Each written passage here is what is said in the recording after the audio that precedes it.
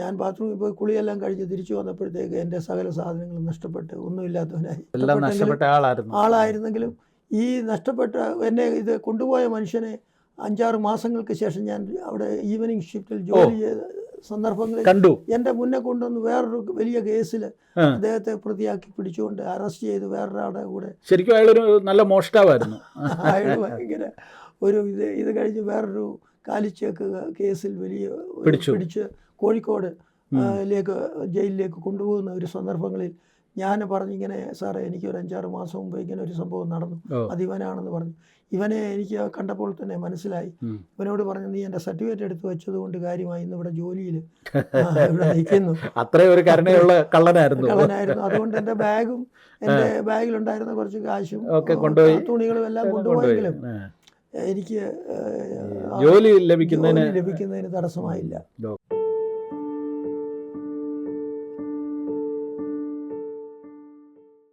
Hallelujah ന്യൂസിലേക്ക് എല്ലാവർക്കും ഒരിക്കൽ കൂടെ സ്വാഗതം. ഇന്ന് എന്നോടുകൂടെ പാസ്റ്റർ ജോൺ തോമസ് തർക്കോലിലുണ്ട്. അദ്ദേഹത്തെ പരിചയപ്പെടുത്തുന്നതിൽ അതിയായ സന്തോഷമുണ്ട്. അദ്ദേഹം ഇന്ത്യ പെന്തക്കോസ്ത് ദൈവസഭയിലെ സീനിയർ ശുശ്രൂഷകന്മാരിൽ ഒരാളാണ്. തിരുവല്ലയ്ക്കടുത്ത് വളഞ്ഞോട്ടം കേന്ദ്രമാക്കി പ്രവർത്തിക്കുന്ന ഹെബ്രോൻ തിയോളജിക്കൽ സെമിനാരിയുടെ സ്ഥാപകനും അതിൻ്റെ പ്രവർത്തനങ്ങൾക്ക് നേതൃത്വം കൊടുക്കുന്ന അനുഗ്രഹീതനായ ദേവദാസനുമാണ്. മറ്റും നിരവധിയായ മിഷൻ പ്രവർത്തനങ്ങൾക്കും അദ്ദേഹം ദീർഘവർഷങ്ങളായി നേതൃത്വം നൽകിക്കൊണ്ടിരിക്കുന്നു. കൂടാതെ ന്യൂയോർക്കിൽ അദ്ദേഹം കഴിഞ്ഞ ദീർഘവർഷങ്ങൾ സഭാപ്രവർത്തനങ്ങളിൽ വ്യാപൃതനാണ്. സ്വാഗതം ചെയ്യാം പാസ്റ്റർ ജോൺ തോമസിനെ. Praise Lord. Yes, okay. ശരിക്കും അച്ഛൻ്റെ സ്വദേശം തിരുവല്ല വളഞ്ഞോട്ടം. ഓക്കെ. കുടുംബത്തിൻ്റെ ഒരു പശ്ചാത്തലം എന്തുമായിരുന്നു? കുടുംബം മാർത്തോമ ബാക്ക്ഗ്രൗണ്ടിലെ പെട്ടതായ കുടുംബമായിരുന്നു. ചെറുപ്പത്തിലെ പള്ളിയിലെ ആക്റ്റീവായിട്ടുള്ള കാര്യങ്ങളിൽ പങ്കെടുക്കുകയും. മാതാപിതാക്കളുടെ പേരെന്ന് പറഞ്ഞു? മാതാപിതാക്കൾ, ഫാദറിൻ്റെ പേര് ടി കെ തോമസ്. മദറിൻ്റെ പേര് Annamma Thomas. Okay. T K Thomas എന്ന് പറയുന്ന ഫാദർ ശരിക്കും റെയിൽവേ ഉദ്യോഗസ്ഥനായിരുന്നു അല്ലേ? റെയിൽവേയിലെ സ്റ്റേഷൻ മാസ്റ്റർ ആയിരുന്നു. അപ്പം ഒരു മർത്തോമ പശ്ചാത്തലത്തിൽ ജനിച്ചു വളർന്നു. അതുകൊണ്ട് തന്നെ ഈ ചെറിയ പ്രായം മുതൽ തന്നെ സുവിശേഷ താല്പര്യമുള്ള ഒരു കുടുംബമായിരുന്നു. മാതാവ് പ്രാർത്ഥിക്കുന്ന ഒരു മാതാവ് പ്രാർത്ഥനയൊക്കെ തുടങ്ങിയത് ഫാദർ 1964 ലോകത്തിൽ നിന്ന് മാറ്റപ്പെട്ടു. 1964 ഫാദർ മരിച്ചു. അത് എന്തായിരുന്നു ഫാദറിന്? ലുക്കീമിയ എന്നുള്ളതായിരിക്കുന്ന ഒരു ക്യാൻസർ കണ്ടുപിടിക്കത്തില്ലായിരുന്നു. അന്നത് ഫൈൻഡ് ഔട്ട് ചെയ്തായിരുന്നു. ട്രിവാൻഡ്രത്തൊക്കെ പോയി അതിന്റെ ട്രീറ്റ്മെന്റ് ഒക്കെ എടുത്ത കാലയളവിൽ വളരെ 40-45 വയസ്സുള്ളപ്പോൾ ലോകത്തിൽ നിന്ന് മാറ്റപ്പെട്ടു. അച്ഛൻ്റെ വളരെ ചെറുപ്പത്തിൽ പിതാവിനെ നഷ്ടപ്പെട്ടു. 12 വയസ്സ് മാത്രം പ്രായം. 12ാമത്തെ വയസ്സിൽ പിതാവിനെ നഷ്ടപ്പെട്ടു. നിങ്ങൾ എത്ര സഹോദരങ്ങളാണ്? ഞങ്ങൾ 6 പേരായിരുന്നു. എൻ്റെ മൂത്ത 2 സഹോദരന്മാരും എൻ്റെ ഇളയത് 2 സഹോദരിമാരും അതിൻ്റെ അനിയന് അതിൻ്റെ ഇളയാള് ഒരു ബ്രദറും, അങ്ങനെ 6 പേരുണ്ട്.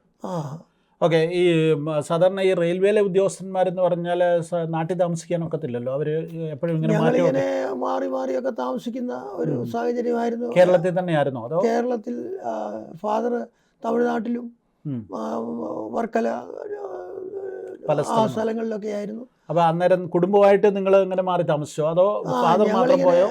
ഫാദറും മദറും മറ്റുള്ള അവരൊക്കെ ഓരോരുത്തടുത്ത് ഇങ്ങനെ മദറിൻ്റെ വീട്ടിലൊക്കെ ആയിട്ട് അഡ്ജസ്റ്റ് ചെയ്ത് ഒക്കെ ആയിട്ട്. കാരണം തമിഴിലൊക്കെ പഠിക്കാനായിട്ടുള്ള ബുദ്ധിമുട്ടുകളൊക്കെ, പഠനത്തിൻ്റെ കാര്യങ്ങൾ. ഫാദർ കുറച്ച് സ്ഥലങ്ങൾ മലബാറിലാണ് മേടിച്ചത്. മിക്കവാറും എടക്കര എന്ന് പറഞ്ഞ അടുത്ത് നിലമ്പൂര് എൻ്റെ നാടാണല്ലോ. അവിടെ ചെന്ന് ഒരു 5-6 ഏക്കർ സ്ഥലം മേടിച്ച് അവർ അവിടെ സെറ്റിൽ ചെയ്യാൻ മരിക്കുന്ന സമയത്തും പറയുന്നത് അവിടെ പോകണം. പക്ഷെ ഞങ്ങളെല്ലാവരും കുഞ്ഞുങ്ങളായിരുന്നു. ഇളയ അനിയന് 2 വയസ്സ്, മൂത്ത ബ്രദറിന് 16 വയസ്സ്. ഞങ്ങൾ ഇത്രയും പേര് അവിടെ ചെന്ന് മലബാറിൽ ചെന്ന് എങ്ങനെ സർവൈവ് ചെയ്യുമെന്നുള്ള കാരണത്താൽ ഞങ്ങളുടെ ഗ്രാൻഡ് ഫാദർ പറഞ്ഞു അതൊന്നും നമുക്ക് വേണ്ട എന്ന് പറഞ്ഞ് അന്ന് കാലത്ത് തന്നെ അതങ്ങ് ഡിസ്പോസ് ചെയ്തു. 6 ഏക്കർ സ്ഥലം നിലമ്പൂർ എടക്കര എന്ന് പറയുന്ന സ്ഥലത്തുണ്ടായിരുന്നു. ടൗണില്. അടുത്ത കാലത്ത് നമ്മുടെ ജെയിംസ് വർഗീസ് പാസ്റ്റർ മുഖാന്തരം അവിടെ പോയി കാണാനും ആ സ്ഥലങ്ങളൊക്കെ ഇപ്പോൾ വലിയ കെട്ടിടങ്ങളായി മാറി ഭയങ്കര വലിയ അത് ഇപ്പോഴും അത് ഉണ്ടെങ്കിൽ വലിയ കോടികൾ വിലമതിക്കുന്ന വസ്തുവാണ്. എല്ലാം ദൈവത്തിന്റെ ഓക്കെ. ഇത് പിന്നെ പഴയ കാലങ്ങളിൽ നമ്മുടെ ആളുകൾ സമ്പാദിച്ചതോ അല്ലെങ്കിൽ അതൊന്നും ചിലപ്പോൾ തലമുറകൾക്ക് ഉപയോഗിക്കപ്പെട്ടെന്നിരിക്കത്തില്ല. ഡിപ്പെൻസ്, അതൊക്കെ കാലഘട്ടങ്ങളിൽ മാറ്റങ്ങളുണ്ടായേക്കും. ഓക്കെ. എനിവേ, ഫാദർ ഒരു സ്ട്രോങ് മർത്തോമ വിശ്വാസി. മർത്തോമയിലായിരുന്നെങ്കിലും അപ്പച്ചനെ ഇങ്ങനെ സമയം കിട്ടുമ്പോഴൊക്കെ സുവിശേഷ പ്രസംഗങ്ങളൊക്കെ നടത്തുകയും സുവിശേഷ താല്പര്യമുള്ള ഒരു വ്യക്തിത്വത്തിന്റെ. നിങ്ങൾ എങ്ങനെ ഈ പെന്തക്കോസ്ത് വിശ്വാസത്തിലോട്ട് വരുന്നത്? ഞാൻ 1969 എൻ്റെ മദർ മിക്കവാറും ഒക്കെ ഇങ്ങനെ ഫാദർ മരിച്ചു കഴിഞ്ഞപ്പോൾ സഹോദരിമാരൊക്കെ പലയിടത്തു നിന്ന് വന്ന് വീട്ടിൽ പ്രാർത്ഥന കാര്യങ്ങളൊക്കെ നടത്തുമ്പോൾ ഞാനതിന് അനുകൂലമല്ലായിരുന്നു, എതിരായിരുന്നു ചെറുപ്പത്തിൽ. അപ്പോൾ ആ സന്ദർഭങ്ങളിൽ മദർ ഇങ്ങനെ അവിടെ എവിടെയൊക്കെ കൺവെൻഷനിലും അവിടെ എവിടെ പ്രാർത്ഥനയ്ക്ക് പോകും. ആ കൂട്ടത്തിൽ മേരി കോവൂരിൻ്റെ ഭവനത്തിൽ ഒരു വിസിറ്ററായിരുന്നു. അപ്പോൾ ഒരു സൺഡേയിൽ എന്നെ കൂടെ അങ്ങോട്ട് ക്ഷണിച്ചു. ഒരു ദിവസം അവിടെ പോയി നിനക്കൊന്ന് കാണാം. ഞാൻ ഇതിനൊന്നും താല്പര്യമില്ലാത്ത കൂട്ടത്തിലായി. മനസ്സിലായി. അപ്പം ഞങ്ങൾ ഈ ചെറുപ്പക്കാരെല്ലാവരും കൂടി പരിശുദ്ധാത്മാവിൻ്റെ ശക്തിക്ക് എതിരായിട്ടൊക്കെ നിന്ന് ഇതിനെ വിശ്വാസമില്ലാത്ത നിലയിൽ ഒക്കെ ആയിരുന്നെങ്കിലും അവിടെ ചെന്ന ഒരു സൺഡേയിൽ 69 കാവുംഭാഗത്ത് ഓഗസ്റ്റ് മാസത്തിലാണെന്ന് തോന്നുന്നു. അവിടെ ചെന്നിരുന്ന പരിശുദ്ധാത്മാവിൻ്റെ ശക്തിയാൽ നിറയപ്പെട്ട് എനിക്ക് അതുവരെയും ഞാൻ എല്ലാവരും ആത്മാവിൽ ഇങ്ങനെ ആരാധിക്കുമ്പോൾ ഒന്നും മനസ്സിലാകാതിരിക്കുന്ന അവസ്ഥയിൽ പാപത്തെക്കുറിച്ചും ന്യായവിധിയെക്കുറിച്ചുള്ള ബോധ്യം ദൈവം ഹൃദയത്തിൽ തന്ന് അങ്ങനെ പൂർണ്ണമായിട്ട് കർത്താവിൽ പാട്ട് പാടുന്ന സന്ദർഭത്തിൽ ആരോ എൻ്റെ കയ്യിൽ പിടിച്ചിങ്ങനെ ആത്മശക്തി ഉണ്ടാകുകയും എന്നെ തന്നെ നിയന്ത്രിക്കാൻ വയ്യാത്ത നിലയിൽ ഒരു ആത്മശക്തിയിലേക്ക് ഞാൻ നടത്തപ്പെടുകയും ചെയ്തു. അതാണ് തുടക്കം. അത് മുഖാന്തരമായിട്ട് ഞാൻ തീരുമാനിച്ചു ഇതാണ് സത്യമായിട്ടുള്ള ആരാധന, പെന്തക്കോസ്തിൻ്റെ ആരാധനയിൽ കടന്നു വരാനായിട്ടുള്ള അവസരം. ആരും അറിയുന്നില്ല എങ്കിൽ പോലും ആ കൂട്ടത്തിൽ വെച്ച് ഞാനൊരു തീരുമാനമെടുത്തു. എല്ലാ വർഷവും മർത്തോമായിൽ വെച്ച് ഇങ്ങനെ ദേവദാസന്മാർ വരുമ്പോൾ കൺവെൻഷനിൽ വെച്ച് രക്ഷിക്കപ്പെടും, പിന്നെ അതങ്ങ് പോകും. അങ്ങനെയൊക്കെ 17 വയസ്സ് 18 വയസ്സൊക്കെ ഉള്ള സന്ദർഭങ്ങളിലാണ് ഇവിടെ വരുന്നത്. ശരിക്കും മേരി കോവൂരിൻ്റെ ആ ഭവനം എന്ന് പറയുന്നത് ധാരാളം ആളുകൾ വിശ്വാസത്തിലേക്ക് നയിക്കപ്പെടുന്ന ഒരു ഭവനമാണ്. ഈ കാവുംഭാഗത്തെ ആ ഭവനം കേരള പെന്തക്കോസ്തിന്റെ ചരിത്രത്തിലെ ഒരു നിർണായകമായ ഭവനമായിരുന്നു. അതെ, അനേകർ ബന്ധിക്കപ്പെട്ടവരൊക്കെ വന്ന് വിടുതൽ പ്രാപിക്കുന്ന ഒരു ഭവനമായിട്ട് മാമയ്ക്ക് കുറച്ച് ദൈവികമായ കൃപാവരങ്ങളൊക്കെ ഉണ്ടായിരുന്നു. മാവേലിക്കര നല്ല ഒരു ഫാമിലിപ്പെട്ട ഒരു എനിക്കറിയാം. ഓക്കെ. എനിവേ, അങ്ങനെ ഈ 18ാമത്തെ വയസ്സിൽ ഇങ്ങനെ ഒരു ആത്മീയ അനുഭവം ഉണ്ടായി. പിന്നെ തുടർന്ന് എന്തുവാ സംഭവിക്കുന്നത്? തുടർന്ന് ഞാനിങ്ങനെ സ്നാനപ്പെടാനായിട്ട് തീരുമാനിച്ചു. എന്നെ അന്ന് കർത്താവിൻ്റെ ദാസൻ pastor TM Varghese assembly church of ഗോഡിലെ TM വർഗീസ് പാസ്റ്റർ ഓവർസിയറായിട്ട് അവിടെ എല്ലാ ആഴ്ചയിലും ഇങ്ങനെ ഓരോരുത്തർ വരും. ആ കൂട്ടത്തിൽ മേരി കോവൂരിൻ്റെ അവിടെ പലരും TM വർഗീസ് സാറായിരുന്നു ആ ആഴ്ചയിലുണ്ടായിരുന്നു. അപ്പോൾ ഞാൻ ആവശ്യപ്പെട്ടപ്പോൾ സ്നാനപ്പെടാനായിട്ട് എനിക്ക് അവിടെ തന്നെയുള്ള ക്രമീകരണങ്ങൾ ചെയ്തു. അതിൻ്റെ ഫലമായിട്ട് ഞാൻ സ്നാനപ്പെട്ടു എന്ന് അറിഞ്ഞു കഴിഞ്ഞപ്പോൾ എൻ്റെ മാതാവിനും സന്തോഷമായി. അല്ല, മാതാവ് അതിന് മുമ്പേ സ്നാനപ്പെട്ടായിരുന്നു? ഇല്ല, മാതാവ് പിറ്റേ ആഴ്ചയിൽ PM ഫിലിപ്പ് സാറിൻ്റെ അഡ്വഞ്ചർ ഇഷ്ടമാണോ? എന്നാൽ നിങ്ങളുടെ അടുത്ത ഡെസ്റ്റിനേഷൻ ഓസ്ട്രേലിയ ന്യൂസിലാൻഡ് ആയാലോ? ഓസ്ട്രേലിയയിലെ vibrant cities, world famous Sydney opera house, Gold Coast Great Barrier Reef എന്നിവയുടെ മനോഹാരിതയും ന്യൂസിലാൻഡിലെ snow capped mountains, Milford Sound, crystal clear lakes, breathtaking landscapes എന്നിവയും ഒരേ ഒരു യാത്രയിൽ എക്സ്പ്ലോർ ചെയ്യാം. ഓരോ ഡെസ്റ്റിനേഷനും പുതിയ കാഴ്ചകളും പുതിയ അനുഭവങ്ങളും ലൈഫ് ലോങ് മെമ്മറി ആയിട്ട് സൂക്ഷിക്കാം. ഷൈലോ ട്രാവലിനൊപ്പം flights, hotels, guided sightseeing, transportation, experience tour managers എല്ലാം ഉൾപ്പെടുത്തിയ ഒരു സീംലെസ് ട്രാവൽ എക്സ്പീരിയൻസ്. ഇന്ന് തന്നെ www.shiloholidays.com വിസിറ്റ് ചെയ്യൂ.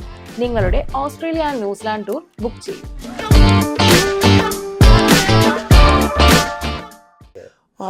മകൻ സ്നാനപ്പെട്ട് കഴിഞ്ഞാണ് മാതാവ് സ്നാനപ്പെടുന്നത്.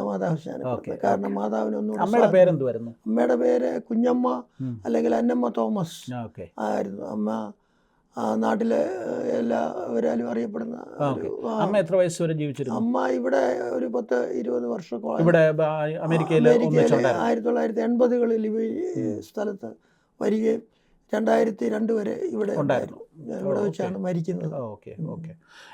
പിന്നെ അപ്പോൾ 18ാമത്തെ വയസ്സിൽ ഇങ്ങനെ ഒരു ആത്മീയ അനുഭവം ഉണ്ടായിട്ട് അതിനുശേഷമായിട്ട് ഞാൻ നമ്മുടെ വളഞ്ഞവട്ടത്ത് പാസ്റ്റർ കെ ചെറിയാച്ചൻ തോന്നിയാമല, പുള്ളിയുടെ ആദ്യകാല പ്രവർത്തനം അവിടെ നടക്കുകയാണ്.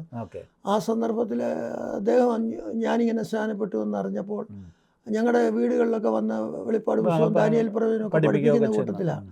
അപ്പോൾ ഞാനിങ്ങനെ സ്നാനപ്പെട്ടു എന്നുള്ളത് അറിഞ്ഞപ്പോൾ അദ്ദേഹം എന്നെ കൂട്ടി വളഞ്ഞോട്ടം സഭയിൽ കൊണ്ടുപോയി, വളഞ്ഞോട്ട IPC സഭയിൽ കൊണ്ടുപോവുകയും അവിടുത്തെ ഒരു മെമ്പറാക്കി തീർക്കുകയും ചെയ്തു. അതിൻ്റെ ഫലമായിട്ട് എനിക്ക് പഠിക്കാനായിട്ടുള്ള ഒരു അവസരം 1969 തന്നെ കുമ്പനാട്ട് KE അബ്രഹാം അപ്പച്ചൻ ഉണ്ടായിരുന്നു.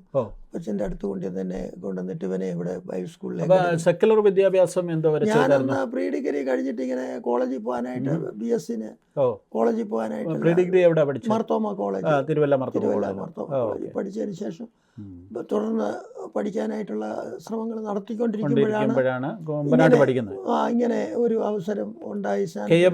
ഉള്ള കാലം 69 എനിക്ക് അവിടെ ഒരു വർഷം പഠിക്കാനുള്ള അവസരം ഉണ്ടാക്കി തരികയും ഞാൻ അങ്ങനെ 1969 ഇന്നത്തെ പാസ്റ്റർ KC ജോൺ, അതുപോലെ പ്രമുഖരായ ദൈവദാസന്മാരൊക്കെ അന്ന് പഠിക്കുന്ന കാലമാണ്.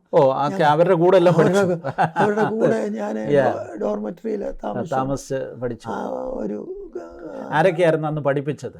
അന്ന് പഠിപ്പിച്ചത് പാസ്റ്റർ നമ്മുടെ TG ഉമ്മച്ചനപ്പച്ചനെ, പിന്നെ CK ദാനിയേൽ അപ്പച്ചനെ, പിന്നെ ജോർജ് വർഗീസ്, പിന്നെ നമ്മുടെ KJ ശമുവേലാണ് പ്രിൻസിപ്പാള്, പിന്നെ ഉമ്മച്ചനപ്പച്ചൻ്റെ ഇളയ മകൻ, അല്ല ഉമ്മച്ചനപ്പച്ചൻ്റെ അല്ല, KE എബ്രഹാം ഒക്കെ വരുന്നതേ ഉള്ളൂ. എങ്കിലും ഉമ്മൻ എബ്രഹാമാണ് നോട്ട്സ് ഒക്കെ തരുന്നത്. പിന്നെ KE മാത്യു അദ്ദേഹം ഉണ്ടായിരുന്നു. പിന്നെ നമ്മുടെ കുന്നുത്തരങ്കര കുട്ടിയപ്പച്ചൻ ഞങ്ങളെ സുവിശേഷമൊക്കെ പഠിപ്പിച്ചു. അങ്ങനെ ഉള്ള അതൊരു വല്ലാത്ത എക്സ്പീരിയൻസ്, വലിയ മഹാരഥന്മാരായിട്ടുള്ള ദൈവദാസന്മാരുടെ കീഴിൽ കൂടെ പഠിക്കാൻ പറ്റിയെന്ന് പറയുന്ന ഒരു വലിയൊരു അവസരം. അവിടെ അന്ന് ക്ലാസ്സിലെ മിടുക്കന്മാരായിരുന്നു. മിടുക്കന്മാരായിട്ട് അന്ന് മലയാളം സെക്ഷൻ വേറെ, ഞങ്ങൾ ഇംഗ്ലീഷ് മീഡിയം തുടങ്ങിയ സമയം ഞങ്ങൾ ഇംഗ്ലീഷ് മീഡിയത്തിൽ അന്ന് ഒരു ആദ്യത്തെ ബാച്ച് തുടക്കമായിരുന്നു. അന്ന് ഈ ദൈവദാസന്മാരൊക്കെ എല്ലാവരും മിടുക്കരായിരുന്നു. അവരെല്ലാവരും ഇങ്ങനെ കർത്താവിനാൽ ഉപയോഗിക്കപ്പെട്ടവരായി പല സ്ഥലങ്ങളിൽ പോവുകയും, പ്രത്യേകിച്ച് KC ജോൺ പാസ്റ്ററൊക്കെ അത് കഴിഞ്ഞ് എനിക്ക് തോന്നുന്നു അമേരിക്കയിലോട്ട്. അന്ന് ഈ KC ജോണിന് എന്തെങ്കിലും കൃപാവരോ അങ്ങനെയൊക്കെ ഉണ്ടായിരുന്നോ പുള്ളി? അന്ന് ശുശ്രൂഷ രംഗത്ത് പ്രസംഗിക്കുന്നുണ്ട്. പ്രസംഗമൊക്കെ തുടങ്ങിയിട്ടുണ്ട്. ഫിലിപ്പ് സാറിൻ്റെ അവിടെയും ഇവിടെ വന്ന്. അപ്പം അന്നും പുള്ളിയെ എല്ലാവരും വിളിച്ചുകൊണ്ട് പോവുകയൊക്കെ ചെയ്യുന്ന. ഞാൻ ഓർക്കുന്നുണ്ട് നമ്മുടെ K ജോയ് പാസ്റ്ററൊക്കെ ഇങ്ങനെ വന്ന്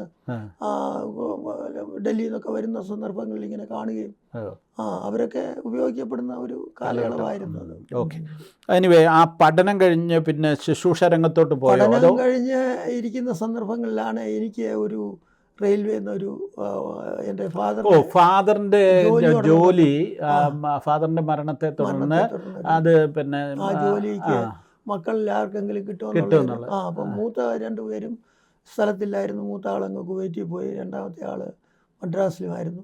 അതിൻ്റെ ഫലമായിട്ട് മൂന്നാമത്തെ എനിക്ക് അങ്ങനെ ഒരു അവസരം വന്നപ്പോൾ ഞാൻ ആ പേപ്പറുകളെല്ലാം കൊണ്ടുവന്ന് അപ്പച്ചനെയൊക്കെ കാണിച്ചു. പുള്ളിയാ പറഞ്ഞത്, മോൻ ഇപ്പോൾ നിങ്ങളുടെ സാഹചര്യങ്ങൾ, മക്കളും ഇത്രയൊക്കെ പേരുണ്ടല്ലോ, അതൊരു വലിയ ബാധ്യതയില്ലേ, അവരെ സഹായിക്കാനായിട്ടൊക്കെ ജോലിയോടുള്ള ബന്ധത്തിൽ പോവുക, ദൈവം തക്ക സമയത്ത് വഴി തുറക്കുമെന്ന് പറഞ്ഞ് എന്നെയും പാസ്റ്റർ PV മാമൻ, അദ്ദേഹം 2 വർഷം അവിടെ പഠിച്ച് ഇങ്ങനെ കഴിഞ്ഞ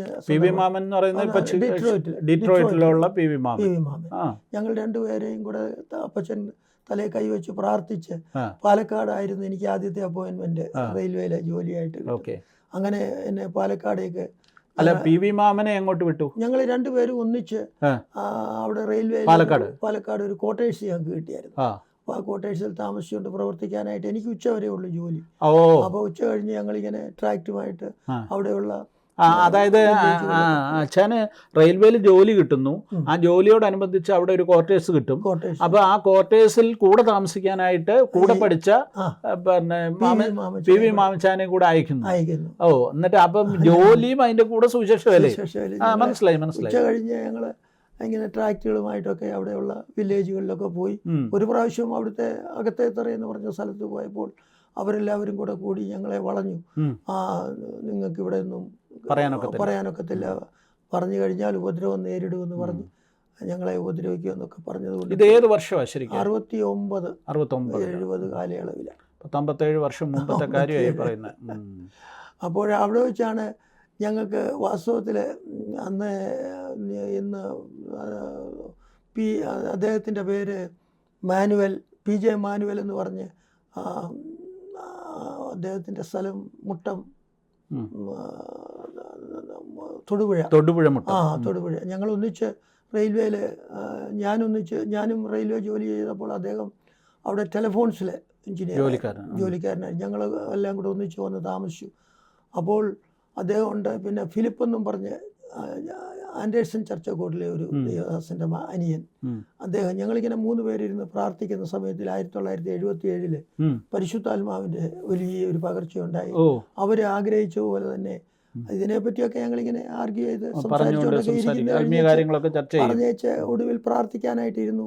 അന്ന് രാത്രി ഈ ഞങ്ങളിൽ വലിയ പരിശുദ്ധാത്മാവിൻ്റെ ശക്തി ഉണ്ടായിട്ട് ഈ പറഞ്ഞ PJ മാനുവൽ എന്ന് പറഞ്ഞ ആ ദേവദാസനിപ്പോൾ അദ്ദേഹത്തിൻ്റെ വീട് മുട്ടമാണ്, അദ്ദേഹം അഭിഷേകം പ്രാപിച്ചു. ഈ ഫിലിപ്പ് സാർ ഇപ്പോൾ അദ്ദേഹം ഇപ്പോൾ എറണാകുളത്തടുത്ത് ഒരു സഭയുടെ. അപ്പം നിങ്ങളെല്ലാവരും ചെറുപ്പക്കാരാ 18 വയസ്സ് 19 വയസ്സൊക്കെ അവിടെ വെച്ച് അഭിഷേകമൊക്കെ പ്രാപിച്ച് അങ്ങനെയാണ് പിന്നീട് അവിടെയുള്ള ചർച്ചുകളിലൊക്കെ പോവുകയും പാലക്കാടിൻ്റെ പല പ്രദേശങ്ങളിൽ ഞങ്ങൾ സാക്ഷ്യം വഹിക്കാനിടയായി. ആ സ്ഥലങ്ങളിലൊക്കെ ഇന്ന് സഭകളുണ്ട്. IBCക്കും മറ്റുള്ള ഇതര വിഭാഗങ്ങൾക്കും ഒക്കെ ധാരാളം സഭകളും അടുത്ത കാലത്തും പാലക്കാടൊക്കെ സന്ദർശിക്കാനായിട്ട് പോകാനിടയായി. പഴയ ഓർമ്മകൾ പുതുക്കി. റെയിൽവേ സ്റ്റേഷനിൽ പോയോ? ആ റെയിൽവേ സ്റ്റേഷനിൽ വെച്ച് ഒരു സംഭവം നടന്നത് ഞാൻ എങ്ങനെ പറയേണ്ടതെന്ന് ചോദിച്ചാൽ, ഞാൻ തൃശ്ശൂർന്ന് എൻ്റെ കൂടെ ഒരു ബ്രാഹ്മണൻ ഒരാൾ കൂടിയായിരുന്നു. അദ്ദേഹം എന്നെ സഹായിക്കാം, ഡിവിഷണൽ ഓഫീസിൽ അദ്ദേഹത്തിന് പരിചയക്കാരെല്ലാം ഉണ്ടെന്ന് പറഞ്ഞ് അദ്ദേഹത്തിൻ്റെ കൂടെ രാത്രി ഞങ്ങൾ വന്ന് പാലക്കാട് ഒരു ലോഡ്ജൊക്കെ എടുത്ത് താമസമായി. ഞാൻ ബാത്റൂമിൽ പോയി കുളിയെല്ലാം കഴിഞ്ഞ് തിരിച്ചു വന്നപ്പോഴത്തേക്ക് എൻ്റെ സകല സാധനങ്ങളും നഷ്ടപ്പെട്ട് ഒന്നുമില്ലാത്തവനായി. ഇത് അന്ന് ജോലിക്ക് വന്നപ്പോഴത്തെ കഥയായി പറയുന്നത്. 70 ജാനുവരി സംഭവിച്ച കാര്യം. അപ്പോൾ എല്ലാം നഷ്ടപ്പെട്ട് അങ്ങനെ ഒന്നുമില്ലാത്തവനായി. എൻ്റെ സർട്ടിഫിക്കറ്റ് മാത്രം അവിടെ ഇരിപ്പുണ്ട്. അല്ല, ഈ PV മാമൻ അന്നേരം ഇല്ലായിരുന്നു കൂടെ? ഇല്ല, അദ്ദേഹമൊക്കെ വരുമ്പോൾ ആദ്യം അച്ഛൻ മാത്രം വരുന്നു. അല്ല, എനിക്ക് പിന്നെ പാലക്കാട് റെയിൽവേയിൽ ജോലിയായി ക്വാർട്ടേഴ്സൊക്കെ കിട്ടിയപ്പോഴാണ് അവരെ ഞാൻ കൊണ്ടുവരുന്നത്, താമസിപ്പിക്കുന്നത്. എന്നാൽ അതിന് ഇൻ്റർവ്യൂവിന് വരുന്ന സന്ദർഭങ്ങളിലാണ് ഇങ്ങനെ ഈ സംഭവം ഉണ്ടായി. എൻ്റെ എല്ലാം നഷ്ടപ്പെട്ടെങ്കിലും എൻ്റെ ഒരു കസിൻ നെന്മാറ ഉണ്ടായിരുന്നു. അദ്ദേഹത്തെ പോയി കാണുകയും പിന്നെ തുടർന്നുള്ള കാര്യങ്ങളൊക്കെ കൺട്രോൾ ചെയ്ത് എനിക്ക് ഇപ്രാവശ്യം പോയപ്പോൾ ആ ഓർമ്മയൊക്കെ ഞാൻ അതിൻ്റെതായ ഒരു ഓർമ്മയ്ക്ക് വേണ്ടി 84 തോന്നുന്നു നമ്മുടെ ജെയിംസ് വർഗീസ് എന്ന് പറഞ്ഞ KP വർഗീസ് മോഹൻ്റെ കെയർ ഓഫിൽ അവിടെ നമ്മുടെ അവിടെ ഒരു ടൗൺ ഹാളുണ്ട്. ടൗൺ ഹാളിൽ വെച്ചൊരു വൺ ഡേ സമ്മേളനം വിളിച്ചു. അന്നേരം പാസ്റ്റർ ജോർജ് മാത്യു പുതുപ്പള്ളി അച്ഛനെ വിളിച്ച് അച്ഛനും എൻ്റെ സാക്ഷിയൊക്കെ പറയാനായിട്ട് ഇടയായി തീർന്നു. 100-300 പേരോളം കൂടി പാലക്കാടിൻ്റെ പല പ്രദേശങ്ങളിൽ നിന്ന് അവിടെ ടൗൺ ഹാളിൽ വന്ന് കൂടിയപ്പോൾ ഇങ്ങനെ സാക്ഷ്യം പറഞ്ഞു. ഞാനിതുപോലെ എല്ലാം നഷ്ടപ്പെട്ട ആളായിരുന്നെങ്കിലും ഈ നഷ്ടപ്പെട്ട എന്നെ ഇത് കൊണ്ടുപോയ മനുഷ്യനെ 5-6 മാസങ്ങൾക്ക് ശേഷം ഞാൻ അവിടെ ഈവനിങ് ഷിഫ്റ്റിൽ ജോലി ചെയ്ത സന്ദർഭങ്ങളിൽ കണ്ടു. എൻ്റെ മുന്നേ കൊണ്ടുവന്ന് വേറൊരു വലിയ കേസിൽ അദ്ദേഹത്തെ പ്രതിയാക്കി പിടിച്ചുകൊണ്ട് അറസ്റ്റ് ചെയ്ത് വേറൊരാളുടെ കൂടെ. ശരിക്കും അയാളൊരു നല്ല മോഷ്ടാവായിരുന്നു. അയാൾ ഭയങ്കര ഒരു ഇത് കഴിഞ്ഞ് വേറൊരു കാലിച്ചേക്ക് കേസിൽ വലിയ പിടിച്ച് കോഴിക്കോട് ജയിലിലേക്ക് കൊണ്ടുപോകുന്ന ഒരു സന്ദർഭങ്ങളിൽ ഞാൻ പറഞ്ഞു ഇങ്ങനെ സാറേ എനിക്ക് ഒരു 5-6 മാസം മുമ്പ് ഇങ്ങനെ ഒരു സംഭവം നടന്നു, അത് ഇവനാണെന്ന് പറഞ്ഞു.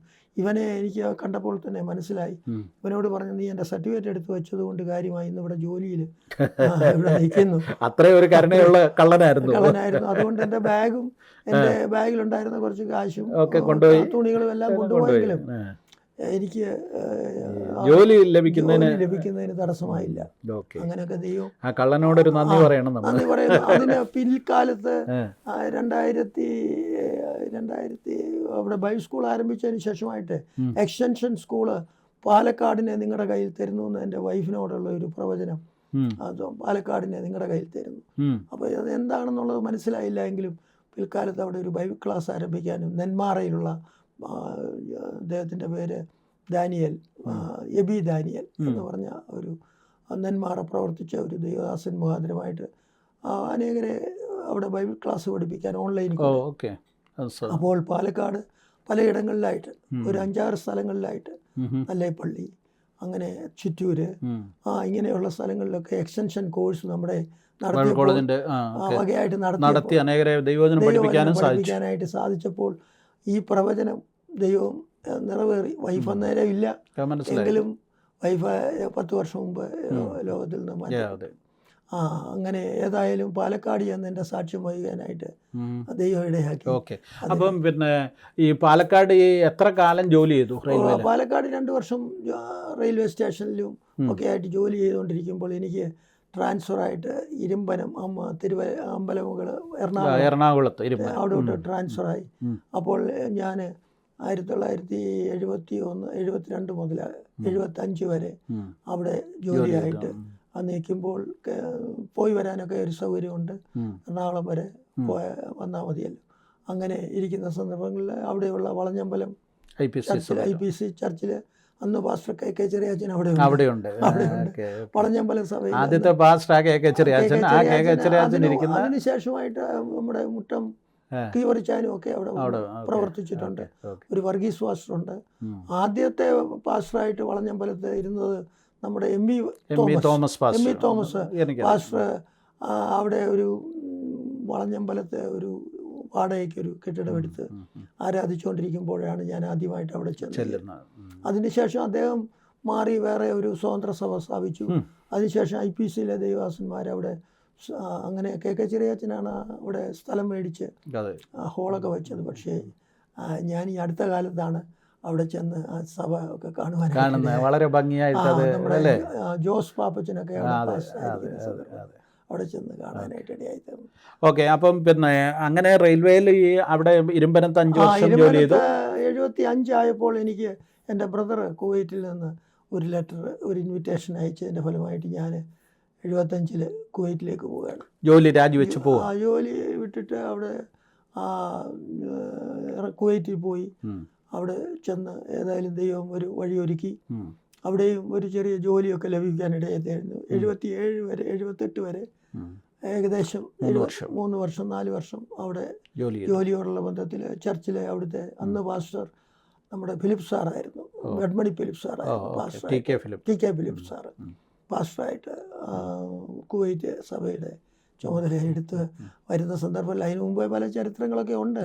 ആ സഭ ഇങ്ങനെ രണ്ടായിട്ട് മാറി എന്ന് ഒക്കെ ചില. അന്നേരം ഈ കുവൈറ്റിലും അച്ഛനെയും ആത്മീയ കാര്യങ്ങളിലൊക്കെ പങ്കെടുത്ത് ഞങ്ങൾക്ക് ഒരു ആരാധനയ്ക്ക് പോകുക എന്ന് പറഞ്ഞാൽ വലിയ ഒരു സന്തോഷമാണ്. കാരണം ഈ ജോലിയുടെ ബന്ധപ്പാടിൽ എല്ലാവർക്കും ആത്മാവിലുള്ള ആരാധന, ഗൾഫിലെ ആരാധന എന്നൊക്കെ പറയുന്ന ഒരു പ്രത്യേക രീതിയാണ്. വളരെ എല്ലാവരും വളരെ ആത്മാവിന്റെ സ്നേഹം. അവിടെയുള്ള സഹോദരന്മാരെ ഞാൻ ഓർക്കുന്നുണ്ട്. അവരൊക്കെ മരിച്ചു പോയെന്നാണ് തോന്നുന്നത്. കുഞ്ഞുമോൻ ചായന്, നമ്മുടെ വെട്ടിയാറ്റ് ബേവിച്ചായന്, ആ ദൈവാസന്മാരൊക്കെ ഇപ്പോഴും ഉണ്ടെന്ന് തോന്നുന്നു. അവരൊക്കെ വന്ന് എന്നെ ഞാൻ താമസിച്ചിരുന്ന മെസ്സിൽ നിന്ന് വിളിച്ചുകൊണ്ട് പോയി ആരാധനയ്ക്ക് പങ്കെടുപ്പിക്കുകയും സഹകരിക്കുകയും അങ്ങനെ 4-5 വർഷം 4-4.5 വർഷം കുവൈറ്റിലായിരിക്കുമ്പോഴാണോ കല്യാണം നടക്കുന്നത്? കുവൈറ്റിലായിരിക്കുമ്പോൾ എൻ്റെ മദറിന് സീരിയസ് ആണെന്നുള്ള വിവരം അറിഞ്ഞ് ഞാനും എൻ്റെ ബ്രദറും കൂടെ നാട്ടിൽ വരുന്നു. കോട്ടയം മെഡിക്കൽ കോളേജിൽ മദർ സീരിയസ് ആയിട്ട് കിടക്കുന്ന ഒരു സന്ദർഭങ്ങളിൽ.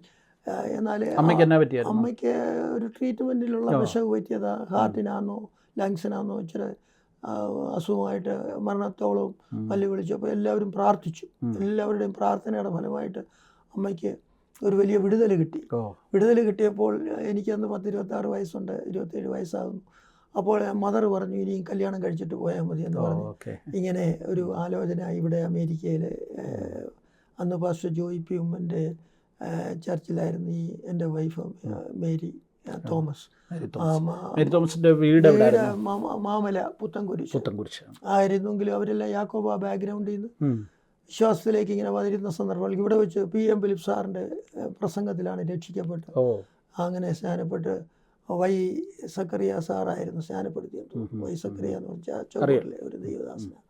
അങ്ങനെ സ്നാനപ്പെട്ട് നിൽക്കുന്ന സന്ദർഭങ്ങളിലാണ് നാട്ടിൽ വരികയും ഞാൻ കുഞ്ഞുങ്ങളോടൊക്കെ പറയും അങ്ങനെ വൈഫ് ഞാനിങ്ങനെ നാട്ടിലുണ്ടെന്നറിഞ്ഞ് നാട്ടിൽ വന്ന് കല്യാണം 2-3 ഒരാഴ്ചക്കകം കല്യാണം നടന്ന് ഞാൻ കുവൈറ്റിലോട്ട് 78 പോയി 1 വർഷം അവിടെ ജീവിച്ചു. അങ്ങനെ കഴിഞ്ഞ് വൈഫും ഇങ്ങനെ അമേരിക്കയിൽ ന്യൂയോർക്കിലോട്ട് വന്നു ഇവിടെ ജീവിച്ചു. അങ്ങനെ 79 ഫെബ്രുവരി ആയപ്പോൾ ഈ രാജ്യത്തേക്ക് വരാനുള്ള കാര്യങ്ങളൊക്കെ ദൈവം ക്രമീകരിച്ചു. അപ്പോൾ വരുന്നതിന് മുമ്പായിട്ട് ദൈവത്തിൻ്റെ ഒരു ദർശനം എനിക്കുണ്ടായി. ഞാൻ പിന്നെയും പോയി ബൈബിൾ സ്കൂളിൽ പഠിക്കുന്നതായിട്ട്. അപ്പോൾ എവിടെ പഠിക്കുന്നു എങ്ങനെ പഠിക്കുന്നു എന്നൊന്നും അറിയത്തില്ലെങ്കിൽ ദൈവത്തിൻ്റെ ഉദ്ദേശം അനുസരിച്ച് ഞാൻ ഈ രാജ്യത്ത് വന്ന 5-6 വർഷം ഞാൻ പാസ്റ്റർ സണ്ണി ഫിലിപ്പ്, ഇന്ന് ഷാർനയിലായിരിക്കുന്ന തോമസ് എബ്രഹാം, കുഞ്ഞുമോൻചാൻ, ഞങ്ങളെല്ലാവരും മാമ അവരെല്ലാവരും ഒന്നിച്ച് ഞങ്ങൾക്ക് ബഥേൽ ബൈബിൾ സ്കൂളിലൂടെ അന്ന് വർഷങ്ങൾക്ക് മുമ്പ് കെ എബ്രഹാം അപ്പച്ചനൊക്കെ വിസിറ്റ് ചെയ്ത ജോർജ് വറീസ് വാസുമൊക്കെ വിസിറ്റ് ചെയ്തതായിരിക്കുന്ന ഒരു റോഡ്രിക്സ് എന്ന് പറഞ്ഞ സീസർ റോഡ്രിക്സ് ആണ്. അദ്ദേഹത്തിൻ്റെ പിതാവ് ജമൈക്കൻ ബാക്ക്ഗ്രൗണ്ടുകാരനാണ്. അദ്ദേഹം തുടങ്ങിയതായിരിക്കുന്ന ഒരു ചർച്ച് സ്കൂളും ഇവിടെ ജമൈക്കയിലുണ്ടായിരുന്നു. അവിടെ പോയി 4-5 വർഷക്കാലം പഠിക്കാനുള്ള ഇവിടെ വന്നിട്ട് പിന്നെ ബൈബിൾ സ്കൂളിൽ പഠിക്കാനായിട്ടുള്ള അവസരം ഉണ്ടായി. അങ്ങനെ പഠിച്ചുകൊണ്ടിരിക്കുന്ന സന്ദർഭങ്ങളിലാണെന്ന് തോന്നുന്നു ഇവിടെയുള്ള റിച്ച്മണ്ടിൽ എന്ന് പറയുന്ന സ്ഥലത്ത് ന്യൂയോർക്കിൽ പാസ്റ്റർ ജോയ് പി ഉമ്മൻ ആരംഭിച്ചതായിരിക്കുന്ന ആ ചർച്ചിൽ അസിസ്റ്റൻറ്റ് പാസ്റ്ററായിട്ട് ഞാൻ പാസ്റ്റർ സണ്ണി ഫിലിപ്പും ഒന്നിച്ച് ഏതാണ്ട് അപ്പോൾ 79 മുതൽ 84 വരെ 10 വർഷക്കാലം ആ അസോസിയേറ്റ് പാസ്റ്ററായിട്ടൊക്കെ നിന്നു. അതിനിടയ്ക്ക് 79 കഴിഞ്ഞ് 84 PM ഫിലിപ്പ് സാറ് ഞങ്ങളുടെ ചർച്ച് അവിടെ വിസിറ്റ് ചെയ്യുന്ന സന്ദർഭത്തിൽ എനിക്കും പാസ്റ്റർ സണ്ണി ഫിലിപ്പിനും കൈവെപ്പ് ശുശ്രൂഷ തന്നു. അതിന് ശേഷമായിട്ട് ഞാൻ അവിടെ കണ്ടിന്യൂ ചെയ്തു. നമ്മുടെ PO ചെറിയാൻ എന്ന് പറഞ്ഞ ദേവദാസനായിരുന്നു. പിന്നെ 10 വർഷക്കാലം അവിടെ പാസ്റ്ററായിരുന്നത്. ജോയ് പി ഉമ്മൻ അങ്ങ് ഡാളസിന് മൂവ് ചെയ്തപ്പോൾ ആ 10 വർഷക്കാലം കൊച്ചിൻ്റെ കൂടെ അസിസ്റ്റൻ്റ് ആയിട്ടൊക്കെ നിന്ന് പ്രവർത്തിച്ചു. അതിൻ്റെ ഫലമായിട്ട് അവരെല്ലാം കൂടെ തീരുമാനിച്ച് 89 എനിക്കൊരു ഓർഡിനേഷൻ കൂടെ തരണമെന്നുള്ള ഒരു താല്പര്യപ്രകാരം അന്ന് അവരെല്ലാവരും കൂടെ ഒരു മാസയോഗത്തിൽ വെച്ചു. നമ്മുടെ സിറ്റി വൈഡ് ഫാസ്റ്റിംഗ് പ്രയർ മാസയോഗമുണ്ട്. അതിൽ വെച്ച് എനിക്ക് ഒരു കൈവെപ്പ് ശുശ്രൂഷ തന്നു. അങ്ങനെ ആ സഭയുടെ അസിസ്റ്റൻ്റായിട്ടൊക്കെ അപ്പച്ചനില്ലാത്ത സന്ദർഭങ്ങളിൽ ആ ചർച്ചയൊക്കെ നടത്തിക്കൊണ്ടൊക്കെ ശുശ്രൂഷ ചെയ്തുകൊണ്ടിരിക്കുന്ന സന്ദർഭങ്ങളിലാണ് പാസ്റ്റർ ജോയ് പി ഉമ്മൻ തിരിച്ചിവിടെ വരുന്നത്. തിരിച്ചിവിടെ വന്നപ്പോൾ നമ്മുടെ PO ചെറിയാൻ അപ്പച്ചൻ്റെ തിരിച്ച് നാട്ടിലേക്ക് പോകണം. അങ്ങനെ അപ്പച്ചൻ പോയി അസംബ്ലീസ് ഓഫ് ഗോഡിൻ്റെ വൈസ് പ്രസിഡൻ്റ് അല്ലല്ലോ, അസിസ്റ്റൻ്റ് സൂപ്രണ്ടായിട്ടൊക്കെ തിരഞ്ഞെടുക്കപ്പെട്ടു. അതിൻ്റെ ഫലമായിട്ട് ഞാനും തീരുമാനിച്ചു മാറി കൂടണം. അങ്ങനെ ഞങ്ങൾ ആദ്യം തുടങ്ങിയത് ബ്രാഡോക്കിൽ ഒരു വെറ്ററൻസ് ഹോൾ ചർച്ച് തുടങ്ങി. ആരുമില്ലായിരുന്നു, കാര്യമായിട്ട് ആരുമില്ലായിരുന്നെങ്കിലും അതിൻ്റെ പേര് ഹെബ്രോൻ ഗോസ്വൽ അസംബ്ലി എന്ന് പറഞ്ഞ് ഞങ്ങൾ ഇങ്ങനെ ഒരു ചർച്ച് 1989 ആരംഭിച്ചതായ സഭ ഇന്നും നിലനിൽക്കുന്നു. ഇന്നും ആ ചെറിയ സഭയുടെ ഒരു സീനിയർ പാസ്റ്ററായിട്ട് ഞാനിരിക്കുന്നു. 89 മുതൽ പിന്നെ അവിടെ കൂടി ഞങ്ങൾക്ക് 10-16 വർഷക്കാലം അവിടെ കൂടാൻ പറ്റി. അതിനുശേഷമായിട്ട് കഴിഞ്ഞ 10 വർഷമായിട്ട് എൽമണ്ടിൽ തന്നെ ഒരു വെറ്ററൻസ് ഹോള് മീച്ച് അവന്യൂവിൽ ഒരു വെറ്ററൻസ് ഹോള് കിട്ടി. അവിടെയും ആരാധിച്ചുകൊണ്ടിരിക്കുമ്പോൾ അവിടെ നമ്മുടെ പാസ്റ്റർ മാത്യുശോ മേലജാനും തോമസ് മത്തായിച്ചനും ഒക്കെ ആരാധിച്ചത് 29 വർഷം ആരാധിച്ച ഒരു സ്ഥലത്ത് അവർ ഒരു ചർച്ച് വാങ്ങിയപ്പോൾ ഞങ്ങൾക്ക് അവിടെ മൂവ് ചെയ്തു. അവിടെ 10 വർഷക്കാലം ആരാധിച്ചു. അതിനുശേഷമായിട്ട് ഇപ്പോൾ ഞങ്ങൾ ഗ്ലെനോക്സിലുള്ളതായിരിക്കുന്ന യൂണിയൻ ടേൺ ബേക്കിൽ ആരാധിച്ചുകൊണ്ടിരിക്കുന്നു. ഇതിനോടിടയ്ക്കാണ് നാട്ടിൽ പോവുകയും 2002 ബൈബിൾ സ്കൂൾ അത് ഞങ്ങളുടെ ഫാദർ മേടിച്ചതായ കുറേ സ്ഥലം അവിടെ കിടപ്പുണ്ടായിരുന്നു. അവിടെ ഇങ്ങനെ കൺവെൻഷനൊക്കെ നടത്തുമായിരുന്നു. JV പീറ്ററും നിർമ്മല പീറ്ററും ഒക്കെ വന്ന് കൺവെൻഷനൊക്കെ നടത്തുമായിരുന്നു. അപ്പോൾ അവരുടെ ഒരു ആലോചന പോലെ ഇവിടെ ഒരു ദൈവ സ്ഥാപനം വരുമെന്ന് പറഞ്ഞപ്പോൾ എനിക്ക് അങ്ങനെ വിശ്വസിച്ചില്ല. എങ്കിലും അന്ന് എന്നെ ഹെൽപ്പ് ചെയ്തത് ഇവിടെയൊക്കെ വരുന്ന റാന്നി എന്ന് വരുന്ന ഒരു ദേവദാസനുണ്ടായിരുന്നു, റാന്നി സെൻട്രൽ പാസ്റ്ററായിട്ട് തോമസ് വർഗീസാണോ അതോ അദ്ദേഹം, ഇതിൻ്റെ പേര് ഞാൻ ഓർക്കുന്നില്ല, അദ്ദേഹമൊക്കെ കൂടെ ഇങ്ങനെ ആലോചന പറഞ്ഞു, കർത്താവിൻ്റെ നാമത്തിന് വേണ്ടി എന്തെങ്കിലും ചെയ്താൽ കുറച്ച് പേരെ പഠിപ്പിക്കാനുള്ള ഒരു അവസരം ഒരുക്കിയാൽ അതെന്നും നിലനിൽക്കും എന്ന് പറഞ്ഞതിൻ്റെ ഫലമായിട്ട് എൻ്റെ ഈ ഹൃദയത്തിൽ അങ്ങനെ ഒരു താല്പര്യം ഉണ്ടായി. ഞാൻ 2002 തോന്നുന്നു, എൻ്റെ ബ്രദറിലോ മാത്യൂസ് കുര്യൻ എന്ന് പറഞ്ഞ് ഇപ്പോൾ ഡാളസിലുണ്ട്, പെങ്ങളും പാസ്റ്റർ മാത്യൂസ് കുര്യനും എൻ്റെ ഒരു ഭവനം അവിടെ നമ്മുടെ വളഞ്ഞോട്ടം സഭയുടെ അടുത്ത് തന്നെ ഉണ്ടായിരുന്നു. അവിടെ 2002 ആരംഭിച്ച് അന്ന് കുറച്ച് പ്രായമുള്ളവരെ മാത്രം പഠിപ്പിക്കാം അങ്ങനെ തുടങ്ങി. എങ്കിലും കുറച്ച് പേരൊക്കെ വന്നു, 5-8-10 പേരുണ്ടായിരുന്നു. KM ജോൺ അപ്പച്ചനായിരുന്നു അന്നത്തെ അതിൻ്റെ ചുമതല.